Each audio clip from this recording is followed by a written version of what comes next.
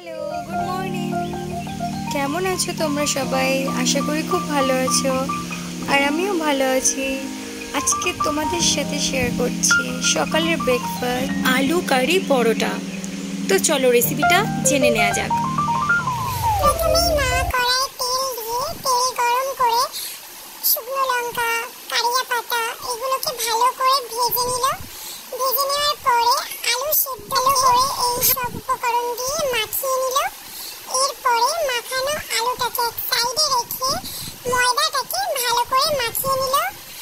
ময়দাটাকে মাখিয়ে নিয়ে ময়দাটা গোল গোল করে রেখে কেটে তার মধ্যে আলুর পুরটা ভালো করে অ্যাড করে আবারও ভালো করে এটাকে বেলে নিল। বেলে নিয়ে এবারে কড়া বসিয়ে, কড়া বা তাওয়া যারা কড়াই করেন তারা কড়াই করবেন, যারা তাওয়ায় করেন তারা, আমরা তাওয়াই করেছি। তো তাওয়াটাকে গরম করে এগুলোকে আস্তে আস্তে এভাবে একের পর এক মা ভেজে নিল। তো দেখতেই পাচ্ছেন বন্ধুরা কত সুন্দর করে পরোটাগুলো একের পর এক লাল হয়ে ভাজা হয়ে যাচ্ছে। আর এগুলো যত লাল হবে তত খেতেও মচমচে হবে, সুন্দর হবে, ক্রিস্পি হবে। আর সকালে চায়ের সাথে তো বন্ধুরা এই ব্রেকফাস্টটা জমে ক্ষীর।